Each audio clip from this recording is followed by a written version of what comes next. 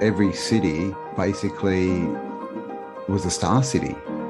It had these stars around them, but they were all walled, but also somatic shapes. These are the moats, we're told, right? Because we're all taught that castles and, were these square buildings with a moat. But when we can see them from above, there's these intricate somatic patterns, and clearly you can see why we call them star forts, because they look like stars. So here's one in Portugal, one of the star forts, the huge amount of terraforming around it.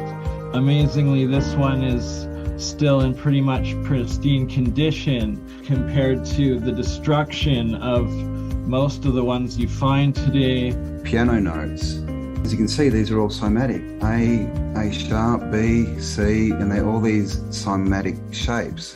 These are cathedral windows, this line here. These are, rose windows, are all in cathedrals, and these are somatic patterns, which are created through frequency, so either harmonics or intention. Down here we have, this is our DNA, so these are fractals or somatic patterns of our DNA. This is what we get when it's good intention. We get these perfect, geometrical shapes, and when it's bad intention, we get this goo. So this is like a polluted river, and this is like a clean river. And so if we tie this back to the cathedrals that have got these windows, and they're connected to the ether with all these spires, and then what else do we have in cathedrals but these things called organs, right? I mean, we have these things called organs in our body, and the DNA, somatic is the same as some frequencies in these windows. So what this is all looking like is these are healing factors, or not even healing, wellness, I guess, just to keep people well. They're pumping out frequencies. You can literally Google any city of the old world from the 1600s and back, and it will come up in these star fort shapes, and every single one is like Venice, and there's canals everywhere. Those were the highways of the time, but they were also so much more, with all of like this hidden technology, infrastructure, and buried history. And you can see this one again, always these big cathedrals in the cities, but here's one of the stars, right, or batteries attached into the wall. And there's even another one of these more sort of irregular shaped ones out here, but they always have these stars attached, to these star cities. And again, the canals, and you can see this is a big iron kind of thing as well. But the thing is with water's free energy. You float a boat, you use the current, right? The current. How about the water wheels? What are water wheels? Water wheels are harnessing electrical power. Electricity just as much as it was the physical power and mechanical power that they used out of it. What's to say that windmills and water wheels weren't actually generating hydroelectric and wind power a few 500 years ago? This is a drawing. This is New York City, right? Battery Park is because this is what was there, a battery. And we are live. We are. Hello. How are you, good Campbell? Everyone. Welcome. How am I? I'm warm. How are you? I'm frickin' freezing, and I guess it makes sense because it's the longest day where you are, so the most sun, and it's the shortest day where I am, so very little, and you're at plus 35 degrees Celsius, and I'm literally at minus 35 degrees Celsius again without wind chill. Yeah. And I imagine if you go in the sun, 35 degrees here. And if you're in the sun, it's probably like 40, 42. Just probably frying eggs on your car hood. It would fry a birdie. I think you would just burst into flames if you stepped into Perth at the moment. Speaking of fried, whatever happened to thank you, spontaneous Sherry Ives, for the little hashisha Christmas present, and all those who have donated some medical cannabis. That's hashtag, buddy. Hashtag Sherry Ives chocolate delivery. Freaking love you, and love all of you that have sent presents and or donations over the entire year.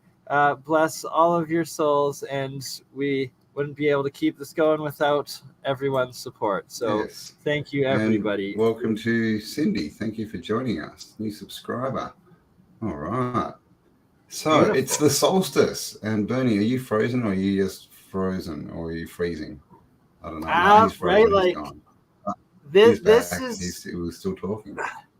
just to go outside You lost for it there a for cigarette, which is, it's actually good because I cut down about 90%, 95% the amount of tobacco I smoke at this time of year in these conditions where it's like normally I'm smoking, I want to say on average a half a pack, but sometimes gets up to like a full pack between me and Amber a naughty day. boy. And now it's like 4 cigarettes a day because 3 layers. You got to put So on. you could start up a quit smoking.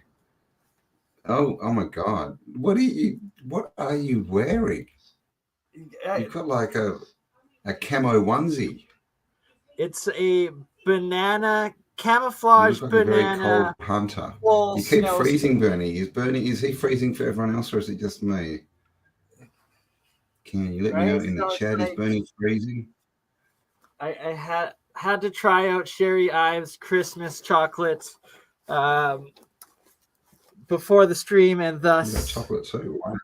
I figured why not show the camouflage banana that you can Oh, sometimes see tumbling down the Rocky Mountains when I hike up the ski hills of western Alberta, like Banff National Park, Lake Louise. there you Thankfully go. You're when I getting was lots of younger, comments on your fashion. like I was crazy when I was younger. I did a lot of skiing and snowboarding, like in my 20s and whatnot.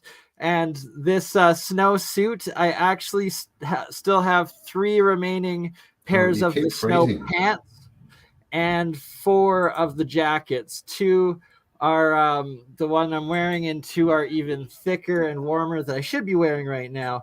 But the zippers broke. I used to have a clothing store about 10 years ago. So I bought all of those banana camouflage suits that came to North America, all 10 of them for my store.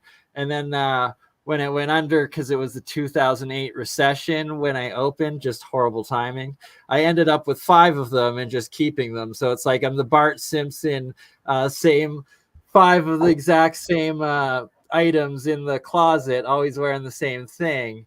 And it just happens to be a ridiculous vomit camo. Nice. Well, there we go. Thank you for sorting that out. I think, is it me? Do I keep freezing? Because you keep freezing for me, and I know you're freezing, but it might be because I'm hotspotting off my phone at the moment. But yeah, anyway, we shall carry on.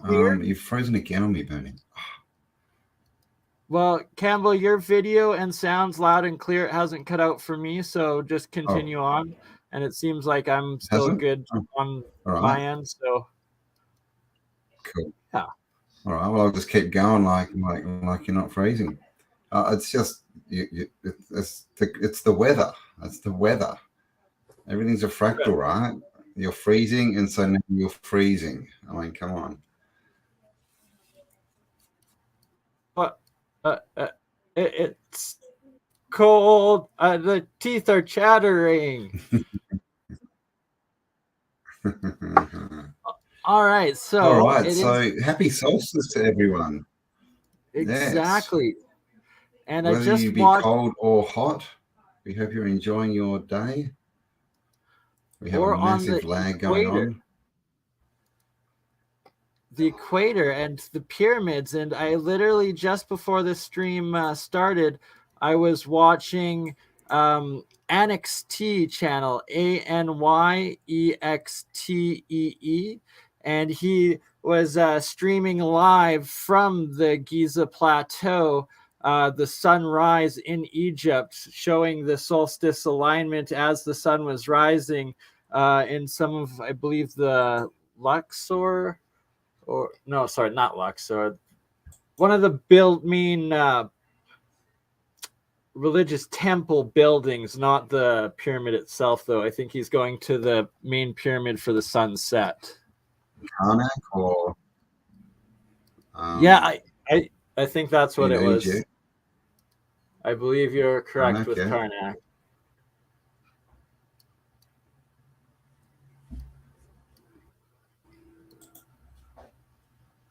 But why I brought that up is I've been talking to Annex T, and he's going to be coming on Autodidactic Alchemist in the new year to show off all of his works in both Egypt. He goes into like the tunnels, explores the different sites, including the pyramids themselves and underground in them, as well as he's originally from LA and did a lot from Manly P. Hall's libraries and into the esoteric readings and spiritual alchemy side of things. Cool. Well, you keep freezing, so I am going to disconnect and try and see if my internet's working. So I'll be back in a minute or so. In the meantime, I will show off some pyramids then that, well, Cambell is connecting from his computer through his cell phone as the cable people, I believe, are there trying to reconnect his landline or his house internet. So little technical difficulties, but he will be right back. How did he appear on YouTube and the streams? Because for StreamYard, he never cut out and I never froze. It was pretty good. Pyramids, to the point though. What this whole stream is supposed to be about. There is still learning the new computer. Thank you all of those who supported and donated and made this new laptop possible. It wouldn't have been possible without all of you. And now we should have it up right here. Pyramids of the world. There's pyramid structures appear in every continent on our realm, as well as throughout all of the major society civilizations on the different continents and ancient time periods of history here. And that whether it's through Asia, Southeast Asia, all the way to Northeast Asia, going through Korea, up in Siberia, a whole bunch all throughout China, then through Cambodia, Vietnam, Indonesia, the South Pacific Islands, Micronesia, Macronesia, and then go down through, of course, the Middle East, where they're most famous, whether the tip of Africa or throughout Mesopotamia, original Babylon, Sumeria, the Assyrians, and Europe as well. The Bosnian pyramids. There's pyramids in France, in Greece. Paul Cook has shown what appear to be several throughout the UK. And then, of course, Africa, going up into up the Nile, Nubian pyramids of Sudan, and I think there might be other pyramids. Kenya, definitely South Africa, all the ones that Michael Tellinger has shown, and then of course all the pyramids through North America, through Mexico, Central America, and South America, as well as the valid pictures of Antarctica. Well, what need to be validated, the ones appearing to poke through the ice that have been found over the years through Google Earth, all of the anomalies through the satellite imagery there, as well as some actual what were called Pyramid Mountains by the U.S. Navy officially around, I think, McMurdo or Little America there, that there are some real pictures of Antarctic pyramids. Why I bring this up is not the fake AI generated images of pyramids and civilization that have been going around lately. And I believe that will ultimately be used, and probably is being used, to try to discredit the real images of what exists in Antarctica or have been disclosed so far. Supposedly also yet to be fully verified Alaskan and Yukon pyramids as well, and what I believe I found in the Drumheller Badlands of Alberta. Anywho, different types. Step pyramids. There are terraformed valley hill mountain pyramids. There are ziggurat style pyramids, and there are like the Bosnian pyramids, the Indonesian style pyramids, some in Indonesia. So Borobudur Temple in Java, Indonesia. It's a type of step pyramid, and it's claimed to be, I believe, Buddhist, but I could be wrong. Sorry for my ignorance to not fully confirm, but that it's a megalithic structure that definitely is a pyramid of types, but it's much flatter, larger tabletop, as well as what appears to be some sort of resonating antiquitech of the, oh my goodness, I forget the exact name, specific archaeological name for the artifact that is called, but it's like a claimed to be some sort of religious figure thing, but what appears to actually be resonating antiquitech, all the way to what is on the Ferram Foundation's Indonesian pyramids, where it's more like the Bosnian pyramid style and Grand Canyon pyramid complex mountain style of step pyramids.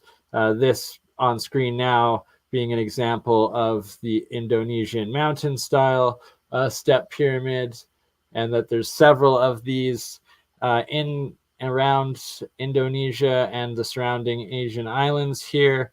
The most famous of this type of Indonesian pyramid being the one made out of all the basalt columns that Graham Hancock goes deep into the research of and understanding it and actually investigating it. I believe he's been on location to that one pyramid in Indonesia, the archaeological sites, 4 times now at least over several years, and promotes it and real, honest, journalistic, integrity archaeological journalism with scientific scrutiny and practice. I believe Graham Hancock, in this case of investigating these pyramids, is one of the best in the world, to be honest. And one of the episodes of his new Netflix series is specifically on is it Guangpeng Dong? Is that no? If anybody knows the name of the pyramid I'm talking about in Graham Hancock's series, please put it in the chat. Had a brain fart. Warning: THC gives you temporary. See, look at that. I froze again. Memory loss. There we go. That's the word I was talking about. I do assure you, though, you get a good night's rest and a healthy diet, and it comes back. Also, it's monoatomic gold. The couple times, honest to God, this year, the first few times that I did eat physical monoatomic powder that I made out of 24 karat gold down into the white powder, and only that metal, gram for gram. The cognitive capabilities and memory increase I was given for the next several days each time was absolutely astounding. I started remembering all of my memories from a child were coming back. It was almost like getting, pretty sure it did kind of give, what's it called? Photographic memory. I'm gonna shut up now and let you take over a little bit here. Or should I let you figure things out? What are we talking about? Is So this the one in the Philippines? Is it the one that Graham Hancock was talking about? So these are in Indonesia, just like Graham Hancock's pyramid, but these are not the specific pyramid that Graham Hancock goes deep into. But that was what I was rambling on about while you were out. And then I just brought these other ones up that are all decoded by the Ferram Foundation and used for the Ferram Foundation's geoglyphology, based off of these different Indonesian mountain pyramids, and verifying and claiming the same method that he uses on the Bosnian mountain pyramids as well. And Graham Hancock's mountain pyramid is specifically different because it's made out of the basalt columns, where these look more like the terraformed mountains, like the Bosnian pyramid styles.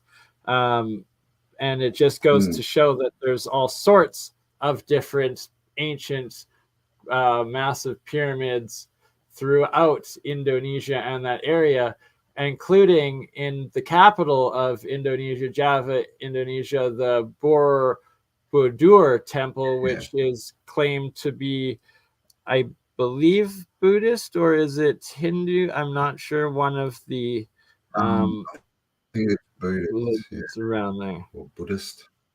Yeah, it is. I believe it is the Buddhist. And yeah, so the thing, right? They're all same as South America. Like when I was in school, it was pretty much just the Egyptian pyramids, and then it suddenly there was all these ones in South America and Bosnia, and now we're finding them all through Asia. It's just in China. Then that China came out. They're just everywhere. And what Paul Cook even seems to be showing some destroyed ones in the UK. And yes, we gotta get you, Campbell, and we should look into that today a little bit. Even at the end of the episode, we'll pull up Google Earth and one of the Google World Pyramid maps and try and plug it in, see what's around there. Yeah. And maybe you, Kelly, and or Callum will be going to explore some Australian pyramids, because there's all those Egyptian sites that are there, right? Yeah, in the Blue Mountains. Yeah, that'd be a good place to look. It's mountains, right? So they say. I did find an old book as well that we could have a bit of a look at, and Ken. Oh my God, what's happening? I've got a new screen's popping up for some reason. Ken did a stream on pyramids today as well, and he was saying that they're all geopolymer. Of course. Ken Wheeler was saying geopolymer. Perfect. Yep. So getting on the which it's the only thing that makes sense, And then is it David DeVitus or something like that? His name is who sort of started the whole geopolymer thing back in the 90s, I think. And he was making big blocks and casting them to show that the pyramids could be made, that way. Rather than a million people pushing big stones up ramps without wheels, because that makes exactly sense. Oh, and did we say thank you to the person who gave us a donation before we even started? Who was that person? We got a super chat before we started. So whoever that was, thank you very much. I'm trying to find your name.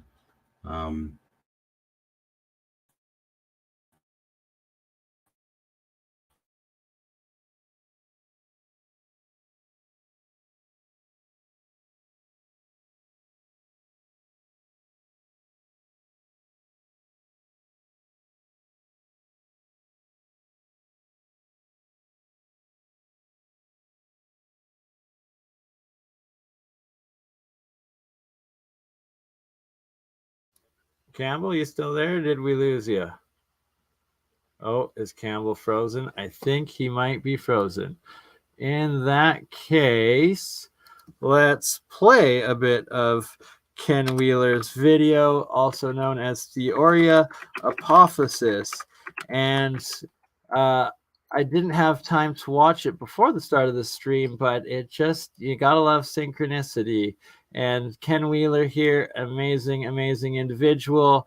Many of you already know him, and I have been in talks with Ken to get him both to present during an APEC conference as well as to come on our show and talk with us in the new year.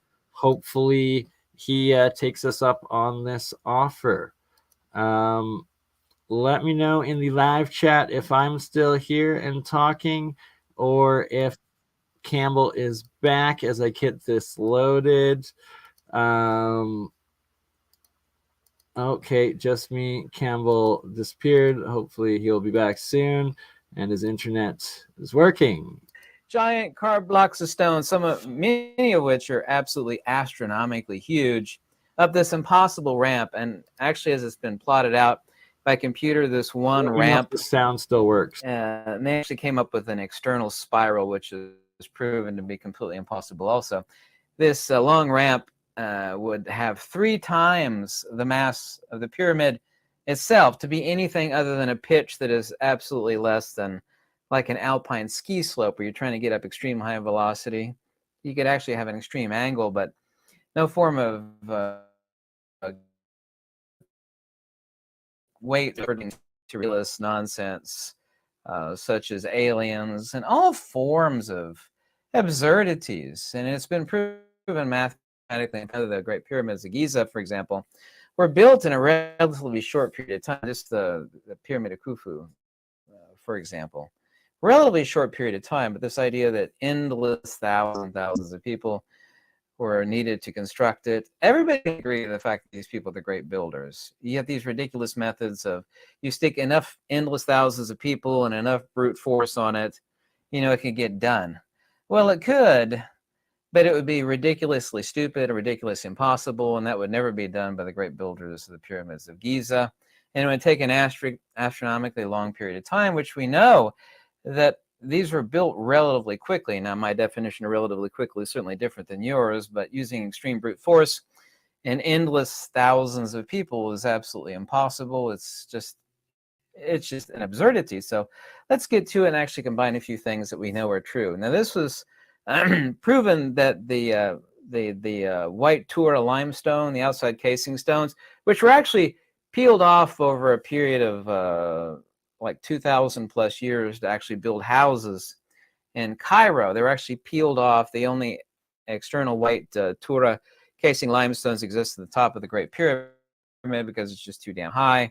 They actually peeled them off with pry bores and whatnot. We know that. We know the houses that these are built with. But those are actually real stones. Those are not geopolymers. But geopolymers itself would not prove a sufficient explanation.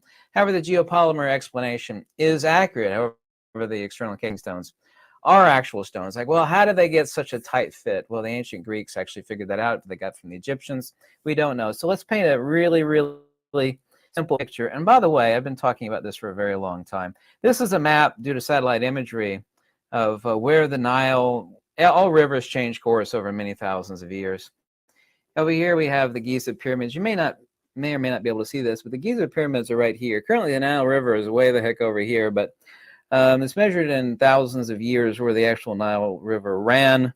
Very simple dating methodology, and we know where it was. It was right next to the Giza pyramids, literally right next to it. The pyramids themselves never could have been built if they were not right next to, not only for water, but for water wheel mechanisms for moving things and mixing things. Also, too, there's a simple technique used by the Greeks to build the Parthenon. Whether they got that from the Egyptians, who knows? I certainly won't speculate, but a simple way of mating up. Why did they had to use lasers or some sort of advanced technology? They use Stone Age technology, literally, and it's rather quite brilliant of how they got the stones to mate up so well. However, the central portion of the pyramid is geopolymers. That's actually been proven. So let's attack it one thing after another. And the fundamental picture of how the Great Pyramids of Giza were built becomes divinely simple. And it was done in a relatively short period of time, and it didn't require endless thousands and thousands and thousands of people. As has been said throughout my entire life, they say that, basically it would have taken several surrounding countries worth of people to work nonstop, for an eternity to build them. And that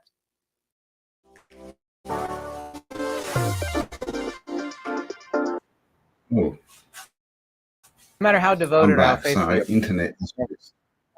is completely ridiculous. Nor would you ever conclude brute force out of the great builders of the Giza pyramids. So we know that the Nile River, back these many thousands of years ago, and I won't speculate on the date because everybody has a different date. It doesn't matter ultimately in the scheme on the date of the pyramids, only how they were built and how it was done rather simply and geniusly.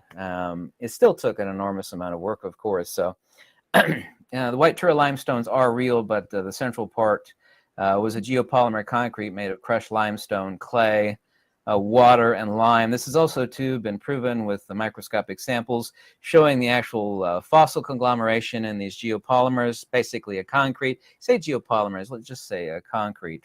They also, too, found many countless examples. There's a great and brilliant book written on the geopolymers of the Great Pyramids, the presence of organic fibers and air bubbles, as you would find in any concrete. Of course, current day, when we built the megastructures out of concrete, we use these huge vibratory rods that are actually dipped into the wet concrete, and it vibrates out most of the bubbles. We can't assume to know what they did to get most of the bubbles out, but there are impossible bubbles found throughout the central blocks of the Great Pyramids, and the presence of organic fibers, which would never be found in endless millions of year old natural limestone. So these are undeniable geopolymers, i.e. concrete. Now, the external casing was proven, and not too long ago. I think it was also proven, not by Jean-Pierre Houdin, but not by Robert Bauval either. I forget, he's a skinny, lanky guy that speaks French, and he kind of has crooked, I can't remember his name to save my life. Anyway, he proved that the casing stones were actually laid first before the internal structure. And how would that be possible? That would be impossible. It couldn't be done possibly through an external ramp, which is completely ludicrous.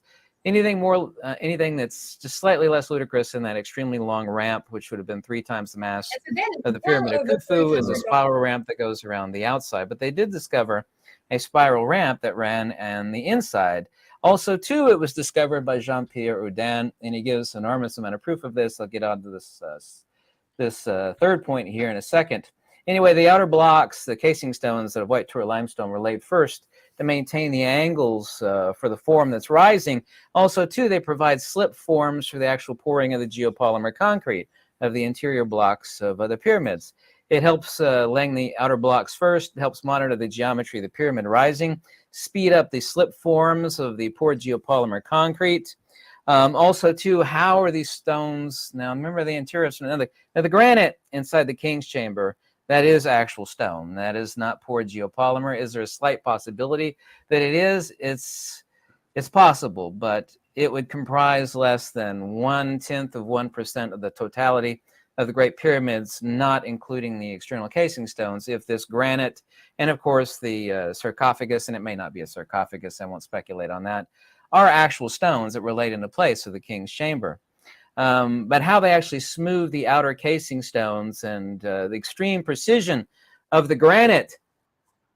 Attention speakers, authors, and consultants. Do you know how powerful? I want to know how to podcast powerfully. There we go. go, Mr. Ken Wheeler. Oh, did I cut off the one ad we wanted to hear? Oh dear. That could have been a big break, man. We probably only cost $5,000 for him to.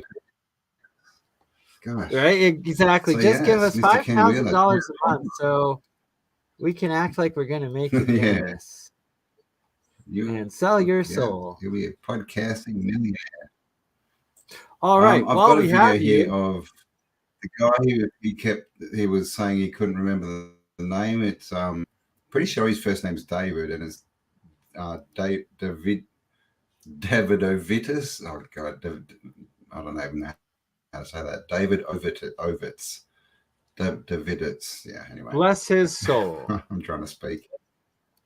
It's okay. I butcher names all the time. He was the one who first, sort of did all the experiments. And I do have a book here as well. If I can find it on. Is this the right book?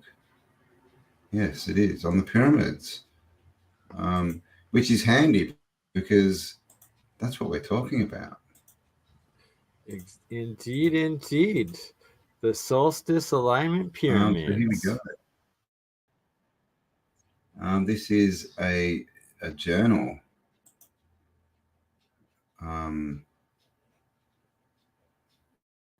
Voyage made by order of the king to the equator. Oh, there we go. And I think it's got some writing. It does get interesting. Yeah, so let's go.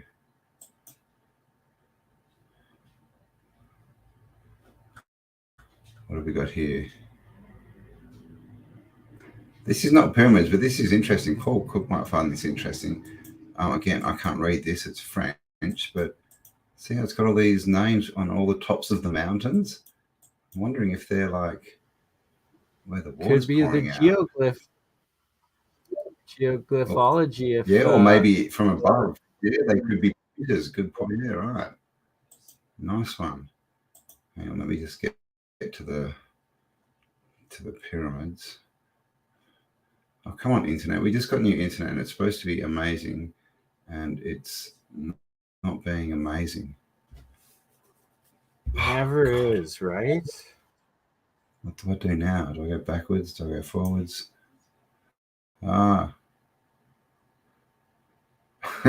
This did not make for good podcasting. Oh my gosh. What's going on? It just says no. Am I still Nope. Did right, it just freeze on you again?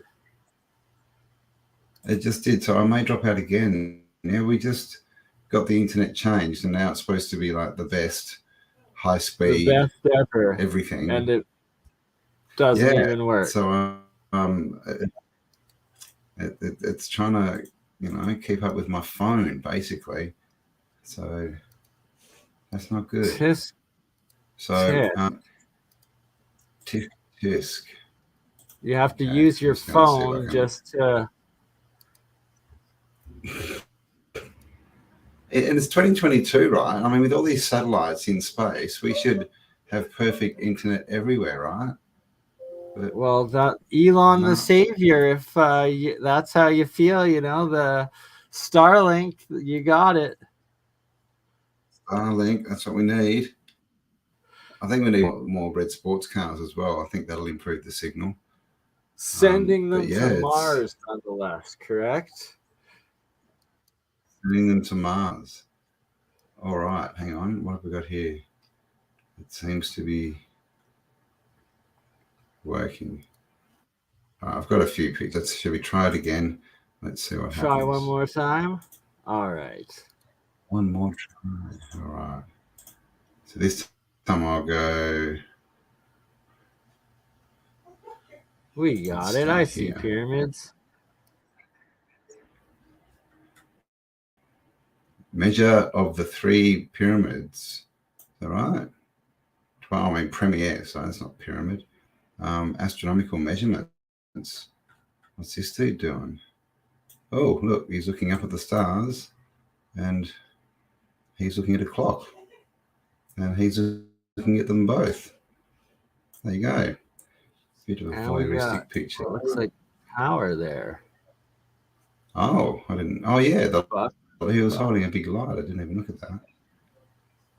So this is called that Feum et Environs, and it starts off. I'm not sure what this is, but we've got this pyramid-shaped mountain.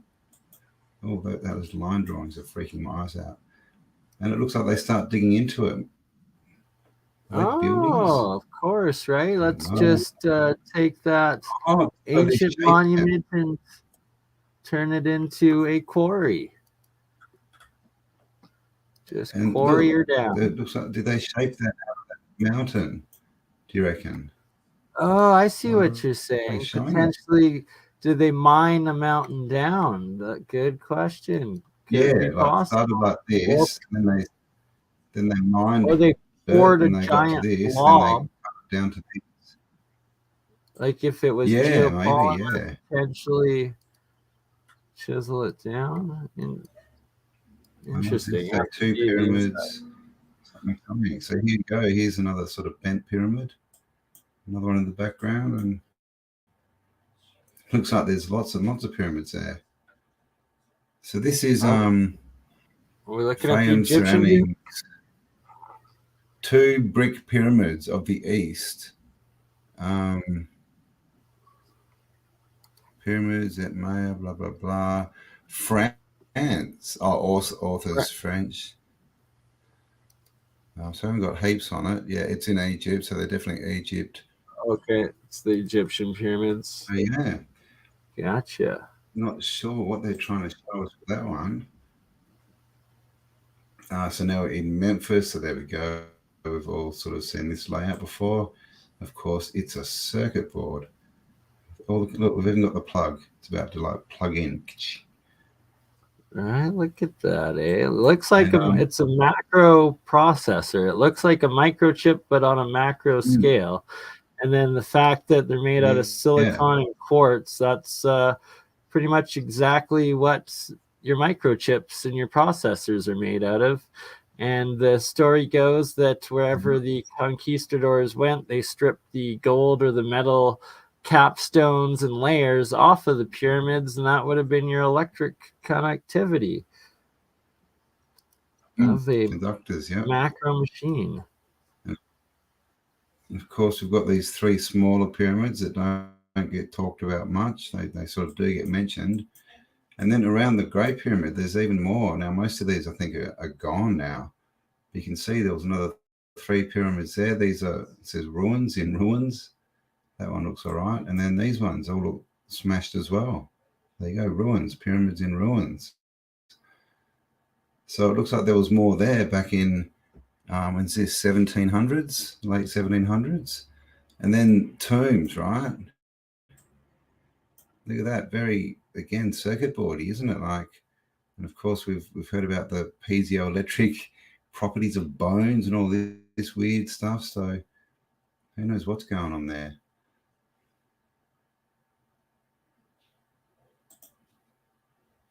Right, and when we have Michelle and Paul together, that will be the perfect round table to bring this back up because of Paul's geopolymer work and Michelle Gibson's circuit board earth work and alignment works that you gotta remember to do indeed. with the four of us. Now this says General Pyramids. I'm guessing this is Giza, but we've got four pyramids. There's another one down there, unless that's one of those side ones. Ruins, of course, in the front here. There's the stories of the black and the red pyramids, and the fourth pyramid from like the 16 and 1500s, I believe. If there's a few different sources for that. Oh. And then in ancient times, lots of talk of those in Egypt. Did they talk about the second Sphinx? Can you see this? See the two paws? Right. And it's just been cut in half. And What do that you reckon? Is that another there's a Sphinx? few videos on YouTube of people sneaking into that second Sphinx site. That is now verified that actually exists. There's the second Sphinx there that they Does cover exist? up. Wow. Oh yeah, you haven't seen those videos? No, I haven't. We'll have to have a look because I the think actual Sphinx is here. Look, it's only just got the head popping out. it was with Aaron Colbert, actually, the stream I did, my second stream ever on Burn Eye Mind's Third Eye YouTube channel, that we brought that up, and we did actually about a 45-minute segment playing about 4 different people's videos sneaking into that area and showing it off. Wow, okay. Maybe we'll have to have a look at them. Here's some of those smashed pyramids, the ones in ruins next to the Great Pyramid. So, you know, they're no longer there. So, yeah, that may be this fabled Black Pyramid and a second Sphinx all in one picture. Not bad.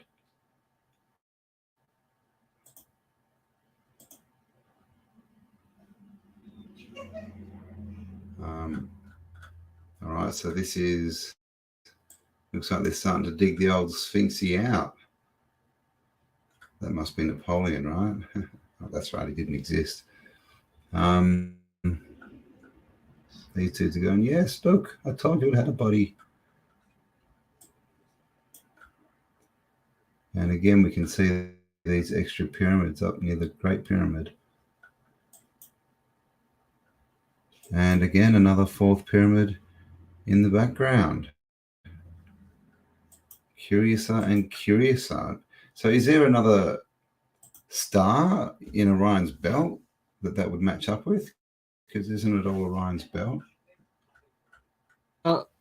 As I show right here, actually, now that you bring that up, with the Grand Canyon Pyramid Complex, they actually have all of the different stars in Orion's constellation. So depending where the proximity of how far away that 4th pyramid is to the first 3, it could potentially be this one, or, you know, one of the others. So who knows? You might find under those sand dunes the entire constellation, just like the Grand Canyon. Who knows?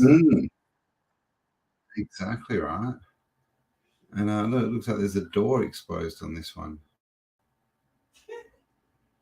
People trying to get in. So this is the Grand Pyramid sunrise. And of course, we can see the sun rising there between the pyramids. Is that the same picture?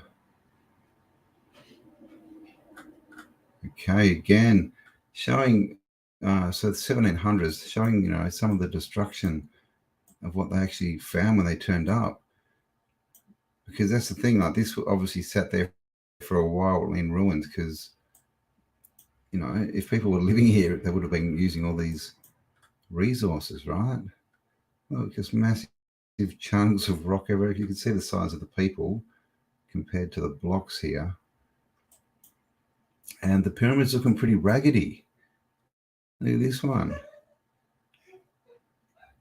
Not looking too good at all. And this one's still got some of the casing stones on it.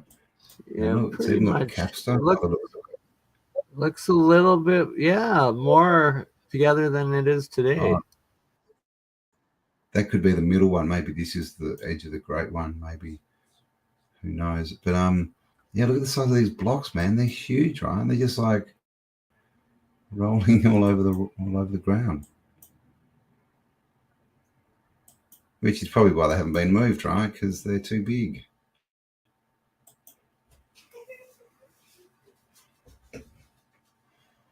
And happy solstice to everyone who's watching. Here's Sphinxy again, of course. He got done, as did many of the statues and, you know, busts and etc. They all got their noses ripped off for some reason. And they say that this is staring at Leo 12,500 years ago on the on the solstice. I think on the solstice. Yeah, and or the equinoxes, one or the other. Or is it the equinox? Yeah, one of them. Yeah, one of them. So there you go. And as we know, yeah, he was buried in the 1700s up to his neck, and they had to dig him out. Or her, or they, them. You know, I don't want to assume gender. That would be racist. Oh, he looks a bit, especially for I think I offended him. Look at the eyes. a cat man or potentially dog man, as some claim. Yeah. I was just thinking, he must be a Furby. Is that what they call them? Those people who think they're animals? Right? Could be. I've definitely shocked him. Look at the eyes. That's for the New Year's stream, though. He's like, what the hell? I feel misgendered.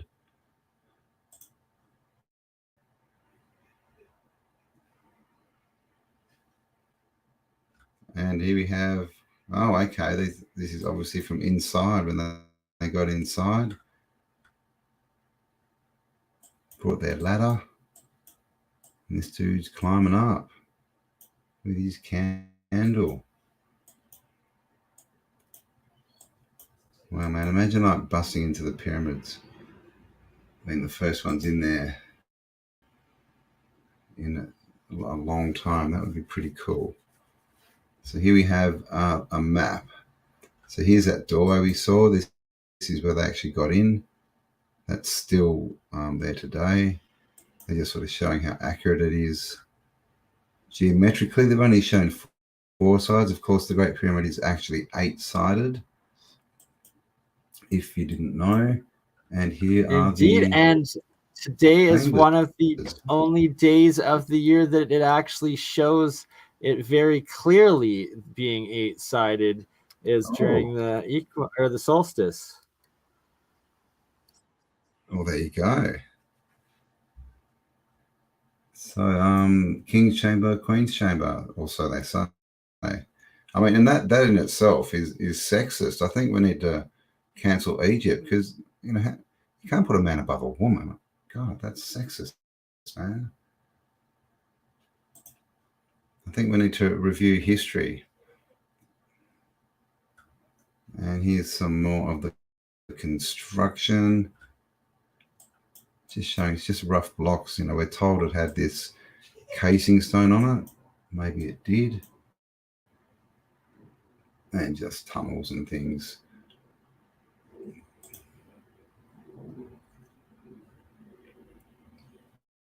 Again, more elevations. Not sure what this is. It's a bit of a pagoda. Maybe trying to theorize how it was built. Who knows? But I think this is the end of the book.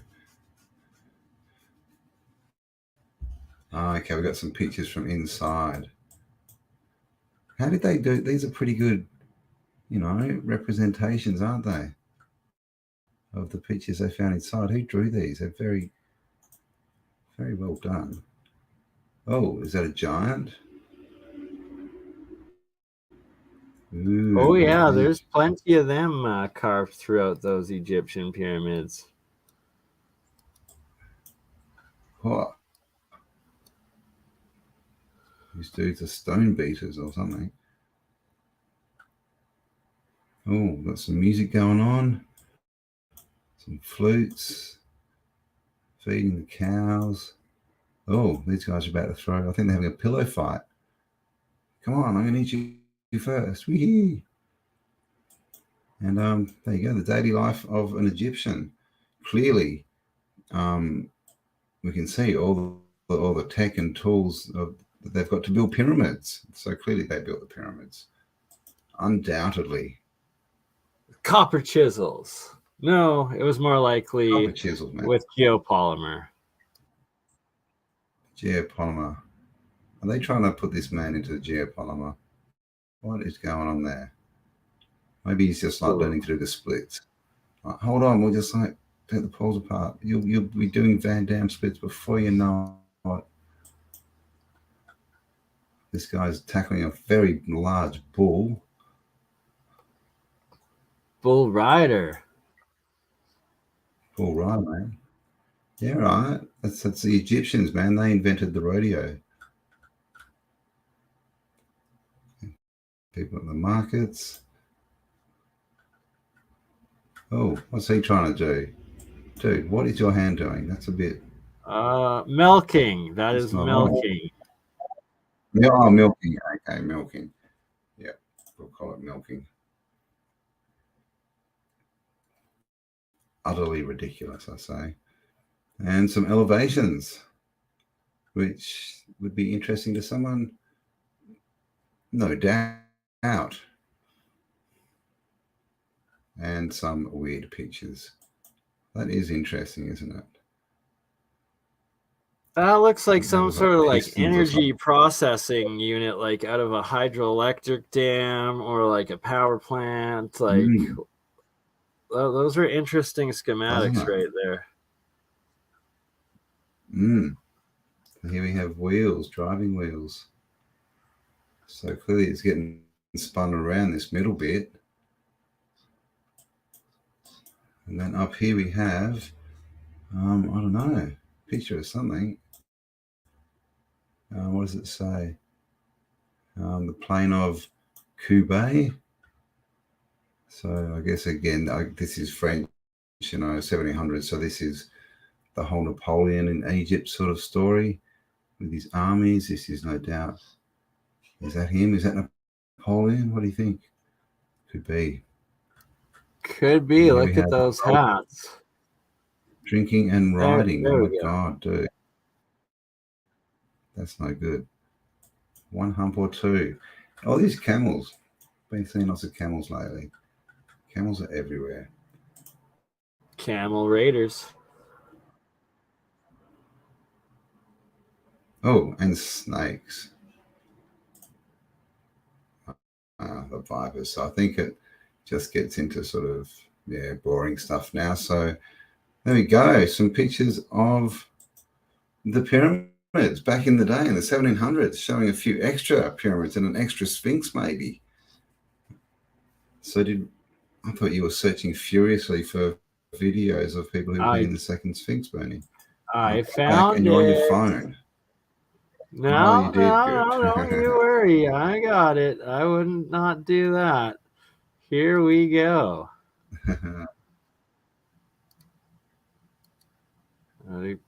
First, if this is the one you saw, then we'll play the bribe security guard one after. Bribe and guards. Cat. Is it loading? Inside the second Sphinx of Egypt. Wow. Find out and see. There you go, guys. I don't know about the second Sphinx. So a lot of historians in our history books would teach us that the Sphinx was built around, I think it was around 3,500 years ago by the ancient Egyptians. However, there's a lot of upcoming evidence that prove, or that I don't want to say proves, but it shines a light on a different age that the Sphinx was supposedly built. First thing you'll realize right behind me is not necessarily on the Sphinx itself, but on the enclosure around it is evidence of water erosion.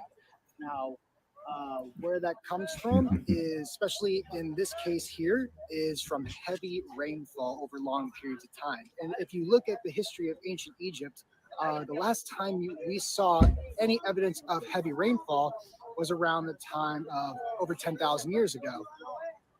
Got an ad coming up, Bern. When it comes to trimming your balls, you got There it is. Oh.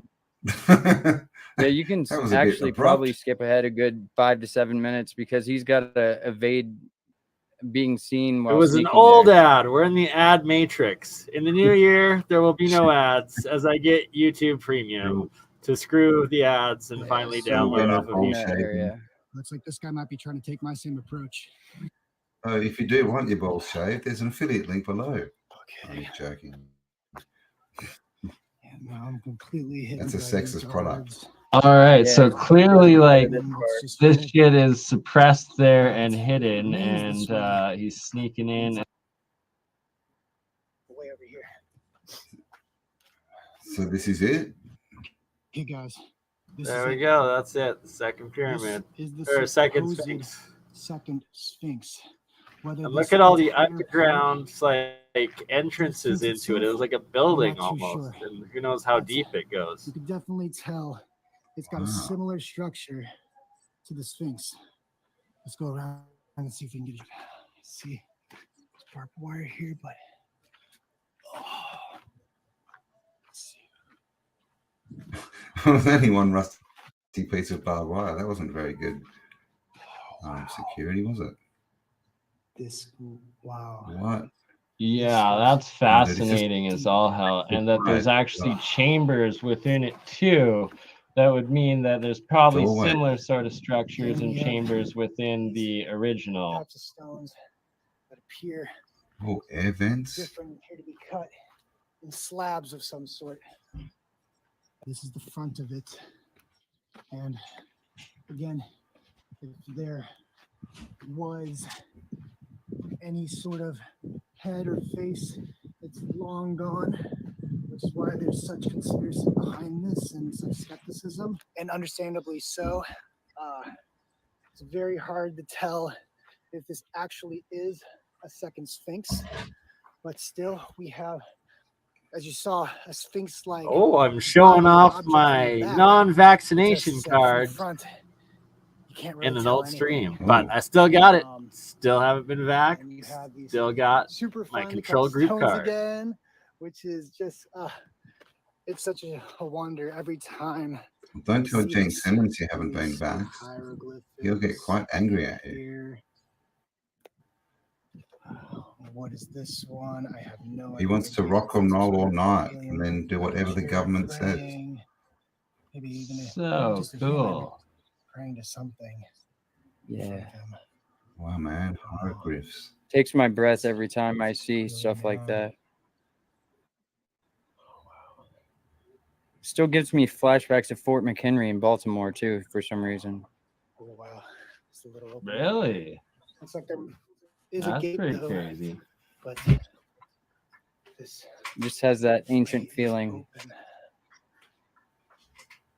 Above me, it's all gated off as well. I know what you mean on that, right? Just certain places, it's like no, this is not what they're saying it is. It's ancient as fuck. It's man-made. Like, That come on. actually might be the way around. For from where real. I saw it. It might link up to here, but now it looks like it goes inward. So, whoa. Okay. All these hieroglyphics.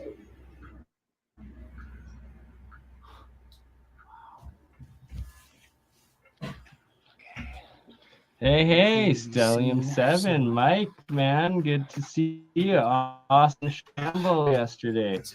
I'm looking forward. We That's gotta how talk old it because was. lots of my electronics in the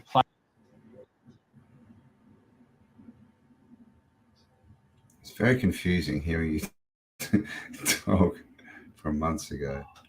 It Wow. truly is. And Isn't it I was looking confusing for having Mike two and- Bernies on at once? All right, okay, so sure. that is some footage of the second Sphinx at the Giza pyramids. Here's the second Giza person Plateau. video of it. Wow, that's just. So what else is out there that they don't tell us about? Hey, lots. I mean, you know, Right? what Paul Exactly. Cook's Like this been- is literally hidden on the Giza plateau next to the world famous Sphinx. They're able to cover up that there's a second one, and probably they cover it up Yeah. because it's so freaking hollow, and they don't want people going into the first one and knowing that it's that hollow as well.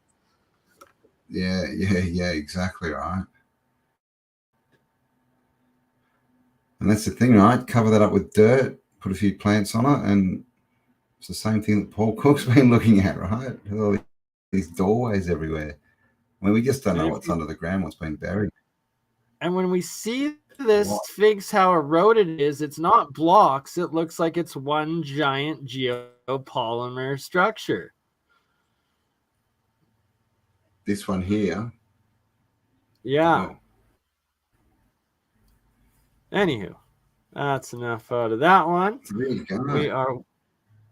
We are 1 hour in, so I need to do a quick bathroom break. Do you want to cover something quickly, or should I try to find something else to play for a few minutes?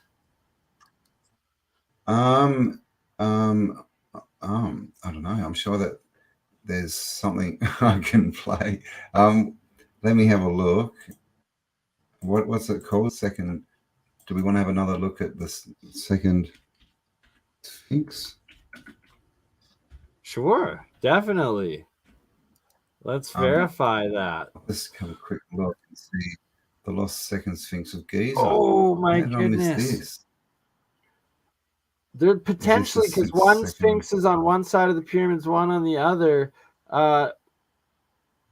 Is it known if the sun sets on one of the Sphinxes or rises on one of the Sphinxes? Because if that's possible, then it might do the opposite on the other one. Yeah, right. I was just thinking, like, with one on each side, it'd almost be like the Ark of the Covenant, you know, with the two birds it has pointing out, you know, are they energy spark gap things?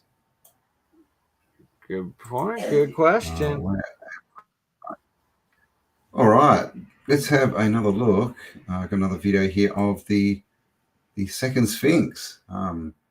Let's check it out. And Bernie shall be back, and we've got about 8 minutes. So here we go. I'll turn the volume up. I showed a video on a stream yesterday, and apparently it was muted the whole time. So 200 people sat there and watched the silent video, which was awesome. Hello, everybody. Hello. The Great Sphinx, and probably I hear the sound. Out River Nile. But that video didn't consider the hypothesis that was put forward in recent years by Dr. Raida Abdul Halim, in that there could still be the remains of a second Sphinx on the Giza Plateau.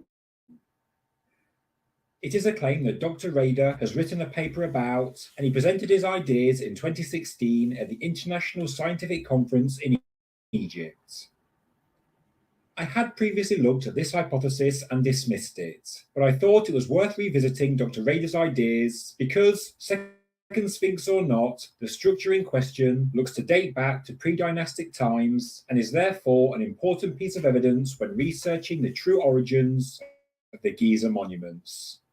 So, what is the claim? Well, it centres on this limestone rock formation about 250 metres from the Great Sphinx, and adjacent to the tomb of Kenkaway, which I've discussed in some detail in another recent video. Only one side of this second Sphinx is visible. The other side is either buried by hardened sand or wasn't carved from the bedrock in the first place. I always thought that this claim by Dr. Raida was quite a stretch, but maybe I was a little too hasty to judge. As you can see from this picture, the proposed head is heavily eroded and damaged, but you can't help but see some similarity between this and the Great Sphinx. Although I'm not yet convinced, for clarity for the rest of this video, I will be referring to this rock formation as the second Sphinx, and I will give my own opinion on whether or not I think it could be at the end of this video. As we all know, the Great Sphinx is a statue that looks like a lion or possibly a jackal with a human head carved into the limestone bedrock. Some believe that the Sphinx was once coated in plaster and covered with paint. The latter hypothesis is certainly true, as it is recorded in various historical accounts, and you can still see the remains of colour near one of the ears. Both Sphinxes are located on the west bank of the River Nile, with the Great Sphinx on the north side of the Khafre Pyramid Causeway next to the Valley Temple and the Sphinx Temple. The second Sphinx is also located next to an important structure, the so-called Tomb of Kenkaway, which I certainly don't believe was a dynastic pyramidal structure for a queen, as we are led to believe. But there is a road from the second Sphinx that, like the Great Sphinx, also leads to the Pyramid of Khafre. The Great Sphinx and the second one do share some similarities. The first structure is roughly 73.5 meters long, whilst the second is 71.5. The height of the highest part of the head is 20 meters on both, and the paws of the Great Sphinx are 20 meters long, whilst on the second Sphinx they are 15 meters. These measurements are certainly similar, especially as both have been subjected to large amounts of erosion. Like the Great Sphinx, the second one is also carved from one single block of bedrock limestone. And while Dr. Rader believes it was carved into the shape that we see, others believe it is a mere coincidence and is just the remains of a quarry that was used to cut limestone for the construction of tombs that we find around the Giza plateau. But is this really just a coincidence? Dr. Rader thinks not. The dream stealer that we find stood between the paws of the Great Sphinx certainly shows two sphinxes facing opposite directions, and Rader's second sphinx is looking west and not east, like the Great Sphinx. Of course, we don't know if historically the dream stealer is recording two actual physical sphinx monuments, but if it is, there are not many candidates for a second one, unless of course it has been eroded or quarried away. In the body of the second sphinx formation, there are 10 holes or entrances, and at least some are certainly ancient doorways into the structure. Dr. Rader covered many of them with iron gates to stop people entering and possibly damaging the interior. Inside the second sphinx structure, he discovered unexcavated pits filled with sand, long rooms with side doors, corridors, and amazingly, there are possibly 2 wells. Stones line the area around one of them to cover cracks and openings, and Dr. Rader surmises that due to this, the excavations into the structure are clearly ancient. What I learned when researching the so-called tomb of Kenkaway is that this structure was purposely separated from the bedrock second sphinx formation on its northern side. The corridor that was formed between the Kenkaway tomb and the second sphinx is certainly created by people and not nature, and you can watch my previous video to find out more.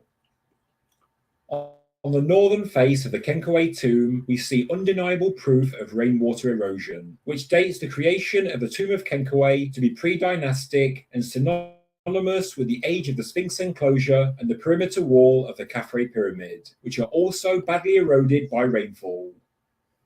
We know that we haven't seen this amount of rainfall in Egypt for many thousands of years, and therefore the Sphinx enclosure, the Khafre pyramid wall, and the tomb of Kenkaway must be at least 7,000 to 10,000 years old. And the second Sphinx formation, we can see high levels of wind erosion and weathering patterns, but if we look close enough, we can see the remnants of vertical gullies, rain erosion, although the desert winds have removed much of the detail. I'm in no doubt that this second Sphinx formation is as ancient as its Great Sphinx counterpart. But is it really a second Sphinx? Well, personally, I don't think that it is, and I think this claim by Dr. Rader is simply a way to commercialize his research to gain extra interest and also possibly funding. I personally don't see a great resemblance to the Great Sphinx, and to me, from aerial pictures, its northern side is still fully connected to the bedrock. I don't think that it is compacted sand as he thinks it might be, but of course I cannot know this for sure. It could be an abandoned construction project, but for me, that doesn't seem very in keeping with the rest of Giza.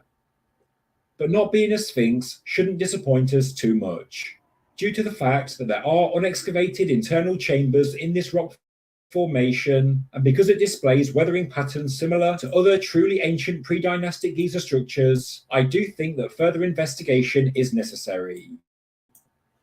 Oh, there you go. What did you think about that? Second pyramid or second Sphinx? Do you think it's a second Sphinx? Guess we need more boots on the ground out there, right? A bit more excavation work, but that's interesting. I never knew that was out there. All right, who have we got here? Why was 10,000 years always? What about the Great Flood? A few thousand? Yeah. They always say, you know, the rain on the Sphinx. It was 10,000 years ago. But I showed some maps the other day that show that there was water all throughout Barbaria. Oh my gosh, Bernie seems to be tuning in from a blizzard. What's going on? How do I make that bigger? What do I do? that one. All right, Bern, if you're talking, we can't hear you. We can see a few lights. Muted There in we the go. absolute cold. It's like it's sucking all of the energy out. It's just crazy when it's this cold. Man. Looks very still. But the snow cracks. Oh, that's snow. Wow. And it is snowing right now a little bit. Snow doesn't burn, does it? Through electrolysis it does. On fire. When you turn it into H2 or HHO or hydrogen and oxygen, it does. And what's crazy? So what happens to all your experiments? They all freeze? They are frozen on the catalyst side. It focuses like the metal going down. There's a little white bubbling, and it's actually melting and still producing hydrogen off of the frozen ice block. Oh, why? Which is pretty fascinating. Yeah. But yeah, everything is frozen solid. Wow. You need a heater for your lab, mate, and a wall would maybe help keep the cold up. The tent isn't so great in the winter. So it's an actual tent, is it? Yeah, right. Yeah, my old vending tent, right? Some of the girls left over from the vending days. There you go. Some t-shirts, girls, if you're after a t-shirt. They're in contact with Bernie. Pretty frozen, so I promise to dress them all soon. Yeah, man, they look freezing. God. Indeed. Absolutely. Frozen. They'll shatter. But since it's Pyramid Day, I figured I'm just going to mute myself out quickly as I go back inside, but show some of the pyramid paintings. Right. Pyramid paintings? Do I have pyramid paintings? Okay. Pyramid paintings. Pyramid paintings. I have no idea what he was talking about. What else do I have here? Well, we can have a look at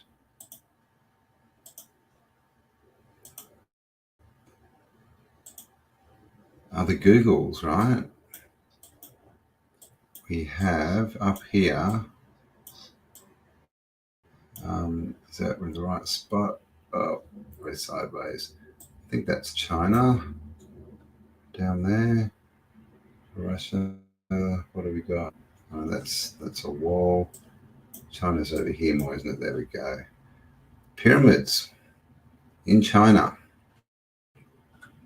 Many pyramids in China. And of course, most of these, they've been covered with dirt and plants and things. So you can see one here. If Google decides to buffer, there you go, 4-pointed pyramid. Just sitting in the middle of some farmland. And no, there must be some more in this area somewhere, because up here there's lots of them. And again, be interesting to see if it lays out to a star system, like a constellation. Come on, Google. So this is the tomb of Empress Zhu, apparently. And of course, they tell us that all pyramids are temples, right? There it is, flat top. But none of them are. And look, here's another look. 1, 2, 3, 4, 5 pyramids. Right in these clusters. And one thing Amber always brings up when we talk about these is the amount of mercury, liquid mercury, that these are found in with the emperors or the tombs of some of the mummies or just remains, especially of the Chinese pyramids as well as the Mexican ones. And that's like the process, how intense, like how did they figure out to be processing that much from the ore of mercury into the liquid mercury at that time, right? Like it's pretty intense process. Yeah.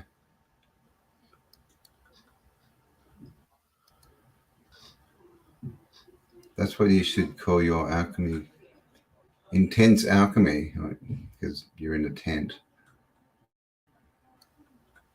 That's there it is. some Okay, great spell casting. Intense. Yeah, hand. look at them all there. Several with the flat tops. This one? Oh, there. Yeah, flat tops. My height's elevation, it's on 0. It doesn't change. It doesn't tell me. Doesn't want to work for us. It's not my us. fault when I think things are top. It doesn't want to work. Here's another one. It's interesting how they're all flat tops, like the more sort of South American looking. Exactly. Oh, I mean, there's just heaps of them. Look at them all. There's everywhere.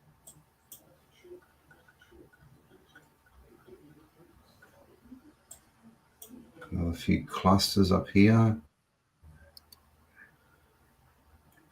Some cloud going on there, but there's a big pyramid under. Let's see if we can change. Also, like lots of the South American ones, these ones are made of earth layers and then probably geopolymer outer layer. It's very similar to what Samo Zvanovic has found with the Bosnian pyramids. Yeah. And they try to claim them as mounds, but it, how many times, how is this just pareidolia? How are they all just mounds when you find them, when they're all aligned to the stars and they have crazy balls and crazy balls? Oh, maybe they need that bowl shaver we saw before for their crazy balls. They're stone balls. They're something seeds. Balls. Who knows? Leftover remnants from the Titan megafauna. Yeah, exactly. That's a lot of people think that they're nuts or seeds or something. There's even a few more out here. So there's tons. All these. This is just one little spot in China, and of course in China there could be heaps more. With pyramids throughout all of the valley. What do we got here? Tomb of okay, maybe this is just a tomb. Maybe it's not a pyramid. And everything's terraced, though. Look at how that entire mountain area is terraced, and there's so much terraces throughout the Asia, China areas. And then you find that same stuff throughout South America, especially up in the ancient mountains of Peru and Bolivia and whatnot. And they claim that it's from past civilizations, like at least a few thousand years old. And it's probably pre-cataclysm of Atlantean 12,000 or 24,000 years sort of thing. But it's the same culture that terraformed Asia, maybe, but Asia kind of survived and kept using this area, staying inhabited, where it turned into more desert throughout the Peruvian spots, well, as well as Africa too, like Egypt and stuff. So where is Cairo? God, it doesn't. Google Earth. Buffer faster.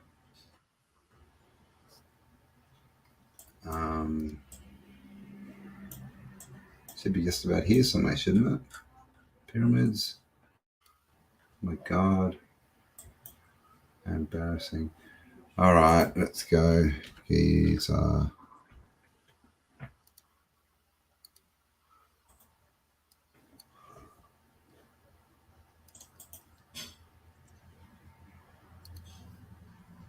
There we go. Where the Suez meets the Nile.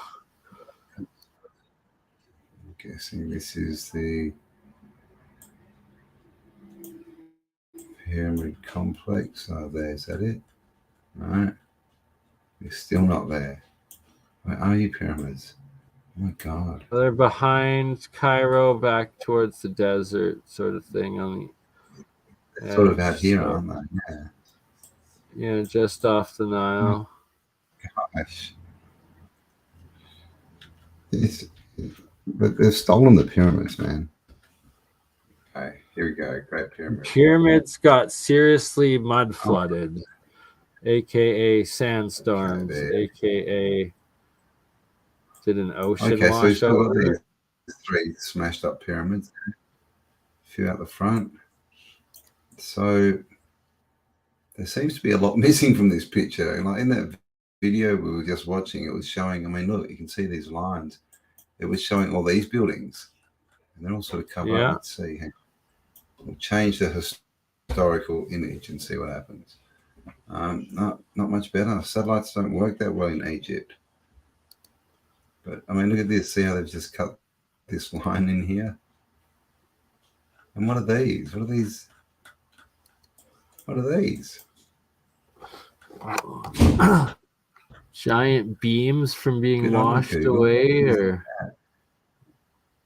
what the hell? That's just weird. So there you go. That's our circuit board. This is a bunch of tombs, apparently. So they say. So we have pyramids everywhere. The interesting thing about the one with Graham Hancock that's built from basalt, pyramids Indonesia. Why is there no? Is Nan Madol, right? Is in that region, and it's made out of basalt as well. That's all down sort of. Nan Madol is one giant terraformed pentagon of a star fort. It is. Where is it? It's up here somewhere. But Indonesia. Do you remember what that pyramid's called? I was trying to remember it at the start of the stream. Oh God! It's got a funny name. Can't play Graham Hancock, or we'll get striked for being racist, right? Oh dear, Campbell, is that what's going to happen next? I know, right? We're going to be racist because history's racist, of course. I think we all know that. And the amount of gender assuming that goes on, I mean, gosh, we should all be ashamed of ourselves. Okay, so Indonesia pyramid. It just doesn't want to give me anything. Great Pyramid of Giza. Oh no, Giza, that's Egypt as well. Oh, here we go. Now it's decided to work. Pyramid of here we go. We got some pyramids. Guang Padang. Guang Padang is what Graham Hancock's one is called. G-U-A-N-G. Oh, sorry. G-U-N-U-N-G. G-U-N-U-N-G. Gunung. Gunung. There we go. Gunung Padang Pyramid. P-E Dang. Gunung Padang Pyramid. This is the crazy basalt one. It's actually the Wisata Sitas Gunung Padang. So there we go. I better put out. We learn something new every day.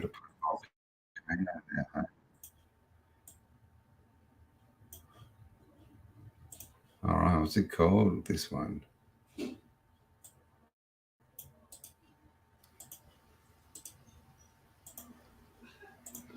All right, so there it is. Not looking that pyramidy. Not very good. It's a crazy step pyramid, and it's also a mountain pyramid that's been built up over several layers. and that they've it kind of steps up and keeps going up, doesn't it? All right, so here's some of the basalt. So it's built with these basalt logs. There's thousands of them everywhere, apparently. You can just see they're all strewn about, buried in the ground. Look at them all. So definitely, there's something man-made here. And this is the one where the government actually stopped the research, didn't they? They got all annoyed when they found out it was older than it should be.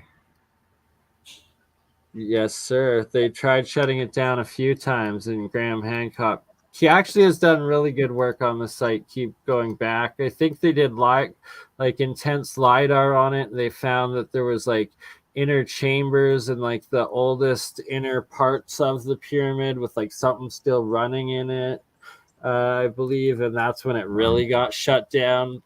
And then the Indonesian government made some like horror movie out of the pyramid or something, and then like nothing has been really done on it since until Graham Hancock came out on Netflix with another episode on it, but it doesn't go nearly as deep into the mysteries of it. And it's the same basalt, right? And that makes up the majority of this overall structure mountain pyramid. And like there's like several thick layers of that between it, supposedly, and then a bit of like soil or something, and then more layers of that same basalt built within, and then tunnels going throughout and inner chambers. But what was the other island? Mang Padang or no? God, Nan Padol. Nan Padol, and it's the entire island is made of this basalt. And it looks like it's terraformed, like on the largest scale. It blows my mind every time. So where are we? We're upside down. So Nan Madol, is that it there? Yeah. So it's off the coast a little bit. Yeah, and look at that. It's a giant pentagram island. Like, how does that happen? And completely made out of the basalt. It's several star forts within star forts. This entire island is most likely artificial. Yeah. And still got some constructions. We can see we've got remnants of canals and stuff in here. I think there's another one down here. As you can see, canals. And you can see this sort of star shape going around here as well. Kind of familiar. Man-made islands. You can see like a rectangle here. See all these indentations, lines under the water, and this structure literally goes into the water. It sort of starts on land and just goes into the water. But like Bernie said, the whole thing. Oh my God, Google, what did you do to my picture? And supposedly it's man-made. Man-made, and it's documented that it's ancient man-made. It's like literally one of the ancient wonders of the world, isn't it? Like it's I don't know. Look at this. Is that Pohnpei? Very similar to Pompeii. So yeah, and there is people do live here. There's a little. So maybe we should go out on a holiday, man. That'd be a cool place to go, wouldn't it? We definitely have to go and do a stream from this island. Yeah, man, that would be cool. Who knows what else is around there? Because as you can see, it's pretty uninhabited. It's just this, and it's in the tropics. It looks quite nice, but very remote, right? Retaining walls. Right, look at it. But you can see this rim, this edge of what was probably are we in the Atlantic, maybe, or Lemuria. Exactly, outer edge of Lemuria. And then there's this atoll. Is this the one? Nice. You know that atoll that we found, that tiny weird one? Yeah, right. There's a few of them it's around there in this area. Yeah, I was watching this video by Dave Weiss, and he was saying that the biggest ship in the world was registered to that funny little atoll. This isn't it. This is another strange little island. Adamstown. Adam and Eve, anyone? I thought I'd marked it, but there's this funny little atoll. It's going to be hard to find now, but there's literally no one there, and apparently, the biggest ship in the world is registered to it. And talk about a shell company. Yes, and someone just gave them like $10 billion, and it's literally this, that's just got a couple of hundred natives living there, as far as I know. Now I want to find it, but it could take ages. Are we talking Diego Garcia? Dear Diego Garcia, can we bring that one up? That could be it. Or will this thing be shut down for talking about Diego? The dirty Diego MH370. Dun, dun, dun. Oh, no, this isn't the right spot. Oh, that's a very similar one, though. Maybe that is it. Maybe I was in the wrong ocean. Oh, yeah, that's probably it. Yeah, that's pretty remote. Pretty much bang in the middle. But, yeah, this is it. And check this place out, man. Like, it's literally just a strip of sand, right? Going around. There's a few settlements, but mainly it's just this big airport and like a bit of who knows what they're storing there. And like, they got their docks and that built up. And then apart from that, there's just a yacht club, some little end for the rich people. And then I guess the natives live around on this strip somewhere. And they've booted most of them off, I think. They transferred them to other islands. Yeah, it looks like. Yeah, so I wonder who they gave the $10 billion to then. That's like a golf course now. Military golf course on the atoll. Don't look at that. Yeah. But what's crazy is it's like this is some of like today's most modern built terraformed military islands, like defense best humanity can do conditions. And then you look at some of the ancient star fort cities that are all like built also out in the sea, needing the same sort of, or like coasts and also islands and everything. And just the amount, how did they do it back when they claim that they were built? It's impossible. That they're better built islands and bases and structures from the past than what we can do today. And just everywhere.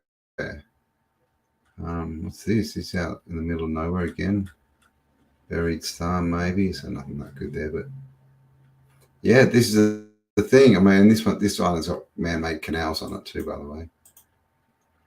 But we find this all on these remote islands out in the middle of nowhere. So, the previous, this civilization that we're tracking was clearly, a maritime, civilization. And here's this star fort. And what do you think? Is this?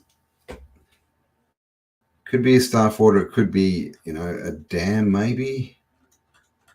But it's got the star fort petals. Battery shape right there. That's the battery imprint. Yeah. Oh, wow, man, what happened there? So yeah, that's pretty star looking. One Love in Ross, Australia. Got something. Where in Australia is this? Is this inner Australia or on the coast somewhere? In WA, in the middle of the desert. Well, not that middle, but there. It's pretty. Still, like, what the double? Like, why? How? No. Inmates built that. No, I mean, and you can see this is WA. This is the landscape of 90% of WA. It's just this destroyed, burnt out, scorched desert. Yeah. Like we've literally got this little bit the southwest, that little green bit, which is really nice, but that's literally it. Out of the whole state, look at it. It's just like all just destroyed. So lots of mining going on, but not much else. Right, like it's just crazy, isn't it? Not much snow. Right, so that's Australia. So you can see, like, literally, there's just this little green patch around the edge, and that's it. So I think what is it? 90% of Australians live within an hour from the coast or something. I believe that. That's almost. I think it's 85% like as the global average. So 90% would make sense there too. Because look, like all these inner lands are all uninhabitable, scorched, covered up. Yet the ancient maps all had them with built up cities, rivers, and civilizations. Yeah. Yeah, you can just see something just ripped straight through the middle here, right up to the top of Russia. Big scar. I was wearing my pyramid hat today. Shout out to Grassroots, California. My buddy Max, and does all the goods. Nice. Now I'm back to being my regular self of a man bear unicorn. I am a man bear unicorn. Man bear unicorn. Wow. A man bearicon. A man burnicon. Man Bernicon. There we go. Man Bernicon. All righty. So 285 of you still watching. Thank you all for being here. Hope you're enjoying our little romp around the world and looking at pyramids. Hope you're enjoying your solstice, your longest day or your shortest day, whichever it is. And we're close to Christmas. Southern and northern. Beginning to look a lot like Christmas. Yes. Oh, J Dreamers. It's J Dreamers in here. Hello, J Dreamers, if you're in here. Oh my God, I'm so far behind comments. I do that all the time. So right. Mention J Dreamers. Close to 300 people. He's got a good channel. He does some really good live streams. Yeah. Almost 300 of you still watching. Man, Bernicorn. Unicorns do not have wings. Well, I mean, that's just Pegasusist. Pegasusist. Man, guy. And for the little Christmas present sent by Sister Sherry Ives, little burger with some chocolate inside. Some chocolate. Of course it's chocolate. All right. So have we got anything else we want to go over, Mr. Burno? Thank you. I Am Kairos, another good channel. If you haven't checked out I Am Kairos, go and check him out. Absolutely. Got some good walkarounds.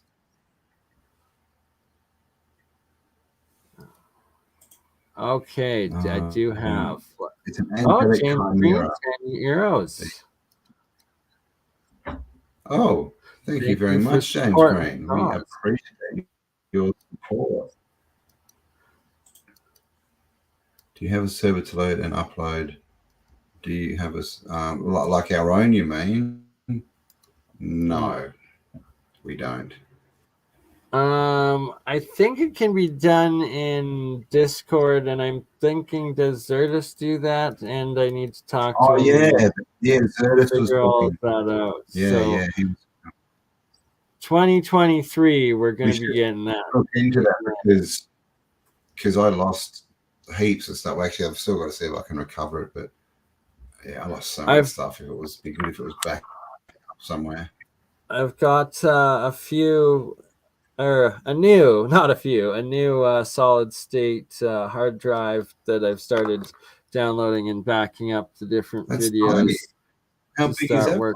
How big is it? How many bytes? 2 terabytes, I think, maybe, or maybe more. I don't know. I have to ask my dad. Mine's like about 4 times that big. It might be bigger. I'm not sure. I could be off. I'm pretty stoned. I have to ask my dad. Andreas Certis. I do real science with him. We've done a few episodes together with you and Andreas now. He'll probably be a part of the Christmas special. Also, Christmas special, going to have Arduino, probably Stellium 7. We will. Paul Cook is Eagle, Paul Cook. We got to reach out to Paul. What the Flock TV. Hopefully, we can also have Paul on. And I was thinking of Paul. I've sent a message to UAP, and I even sent one to Martin. So UAP perfect. He's in. He just wants to know times.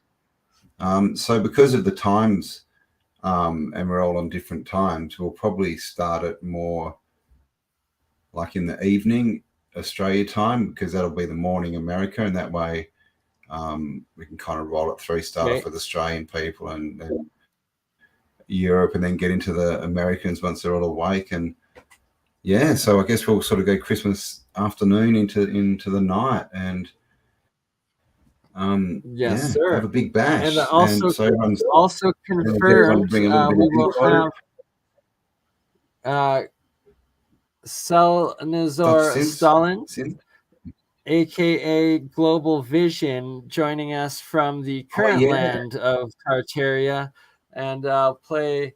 Here's a couple of videos he sent me of work of blowing Antiquitech old runes, getting some plasma images, reactions on film, and they're all in Russian, so I could just have it on silent while we skip through some. Look at that. So he got kicked off, basically.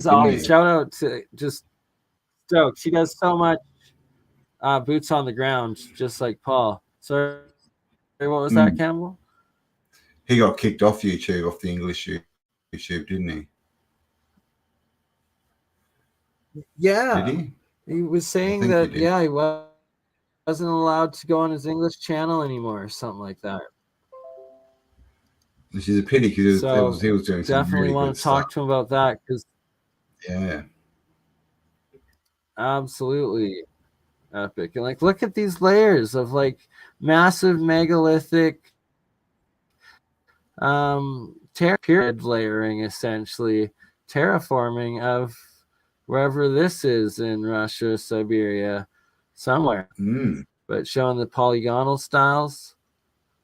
Also, most likely going to be geopolymer built pyramid styles.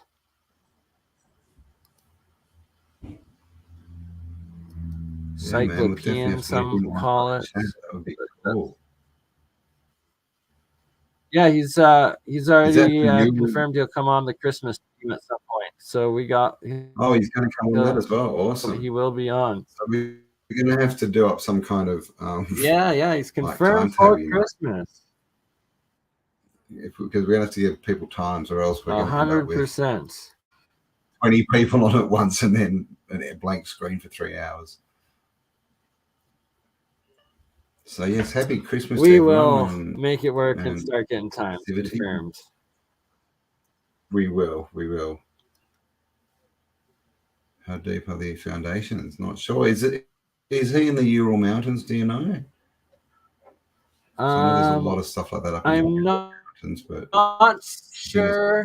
It's the first time I'm watching right now, so we are muted and got to get it translated. But he speaks English fluently, quite well, and also communicates through English email quite extremely well as well. There we go. Thank you, Hippie Shake. And so there you go. This is some really good boots on the ground sort of stuff.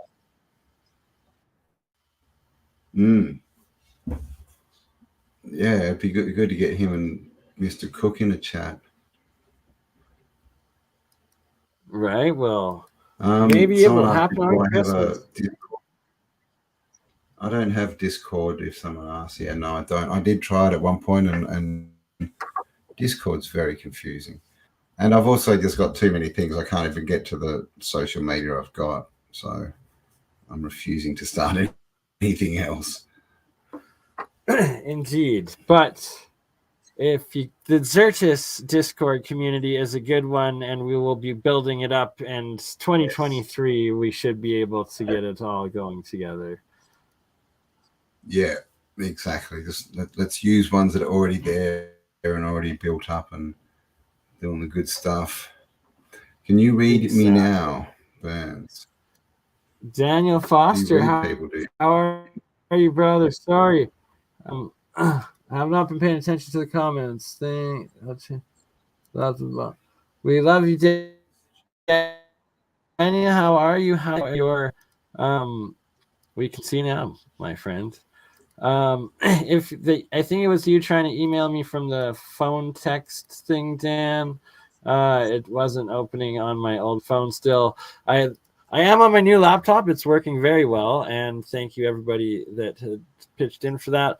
I'm going to, on Christmas, come the Christmas stream, I will be using my Samsung 20 because that's the one gift that all of you pitched in to get for me that I'll open on Christmas, and then we'll get that supposed 100x quality film from it that will be interesting going forward. All right.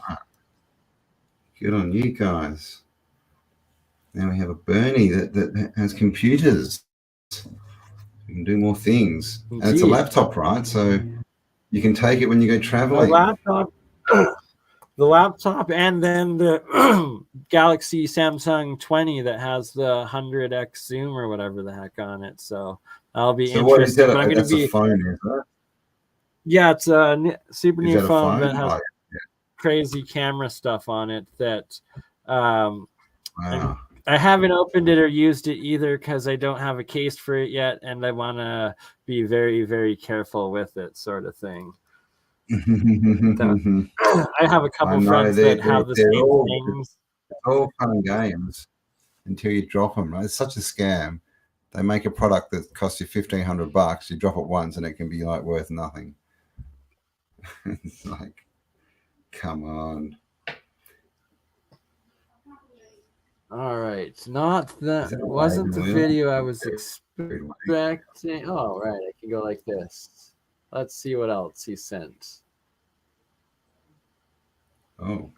So these sort of runes and footage is fascinating because this is the original, like, hard iron copper, most likely plasma, more magnetic induction electrical systems that were built into these cathedrals and overall buildings, and that would have been charged from the atmospheric antiquitech most likely. And this is what he's getting footage of still working on some of it. So hopefully we find it while the last 10 minutes or so of the stream today. Yeah. Well, don't you worry, Ben. There will be more pyramid episodes to come because we could probably do a 24-hour straight on pyramids. There's so much, but not today. Yeah. And there's a few videos on my channel about pyramids, the Chinese pyramids, a few other bits and pieces on pyramids. You fun dark journalist. Oh. Yes, you have good. Both on Autodidactic 1 and Autodidactic 2. You've got probably like 50 videos between the two on pyramids, I'd say. Yeah, yes, probably lots of stuff. So yeah, this is Tartaria. Literally, he's in Tartaria.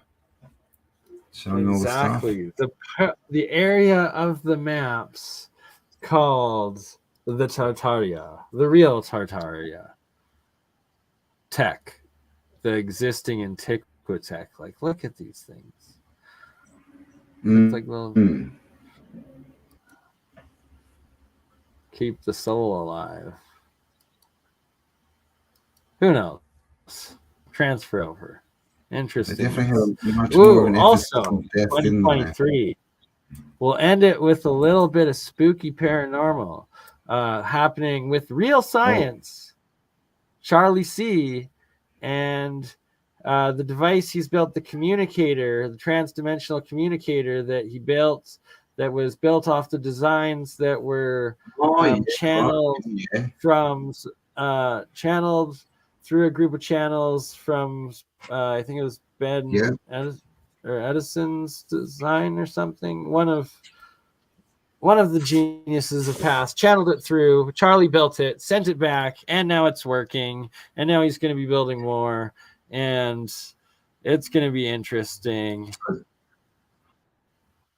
Basically, talking to the ether, right? To spirit beings is what they're doing, and he's built some communication device. But apparently, it's got a lot to do with the energy. Like he said that it's only working for this group of people because they've been working together for years and years, and so I don't think it's the kind of thing that you can just grab one and start sort of, randomly dialing up spirits and stuff. But yes, exactly. Very interesting, right? Your body very interesting. Imagine that. Wasn't that in The Doors with Andy Warhol? When he got a telephone, he's like, someone gave me a telephone and they told me I could talk to God, but I don't have anything to say. That looks so wow. That looks like a Christian cross, and definitely religious is what that looks like. That looks like a fractal ray antenna, but yes, it will be good. Still sitting up there. So that's the thing. There's countries where they haven't been, stripped back as much. In Australia and the US and Canada, like the buildings have been so stripped. But in some of these,